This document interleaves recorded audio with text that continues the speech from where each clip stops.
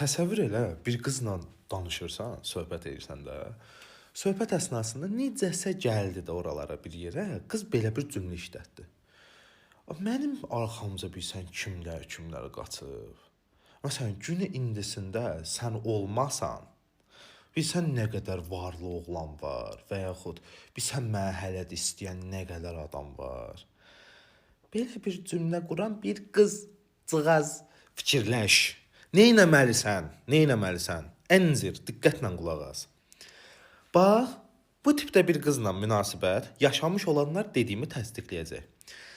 Deməli, bax, bu qızla münasibət qurmaq səni uçuruma aparır. Yəni, səni kişilikdən salır. Necə? Proses necə baş verir? Sən bundan münasibəti davam elətdirirsən.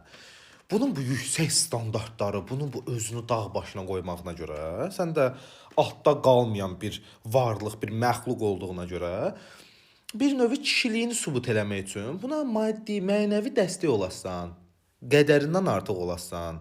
Məsələn, normalda bunun payına düşən 100 manatlıq ətirdirsə, bunu aparıb verəsən 500 manatlıq ətir. Və yaxud nə bilim, tutalım ki, bunun payına düşən odur ki, avtoş dönər üstə gələrəm pulsuz. Məsələn, odursa, sən bunu aparasan bahalı bir dənə belə lüks bir yerə. Məsələn, orada verəsən bir şeyə stola nə bilim, bir 300 manat şot, 500 manat şot. Belə şeylər. Və sən bunu hardasa dayandırasan da, ya yox, yəni Bill Gates falan deyilsənsə, yəni burnunu dollarla silmirsənsə, belə sıxmasın. Məsələn, sən hardasa bunu dayandırasan. Dayandırdığın anda qayıdıb ucu müqayisə edir. Deyir ki, ay yox, mən padruqam, nə bilim, mənim padruqama falan şey aldı. Mən də o həyata layiqəm. Amma sən bunu yaşatmırsan da mənə. Kaş filan kəsə hə deyərdim. Sənə hə deməsəydim, ona desəydim, filan şey olardı.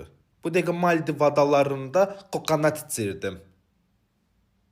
Və belə şeylər. O nöqteyi nəzərdən bu cümləni quran bir qızla rastlaşdınsa, tüpürürsən topuğa, promoy qatırsan. Birbaşa. Yəni, bunu yaşayanlar dediyim kimi təsdiqləyər deyə düşünürəm.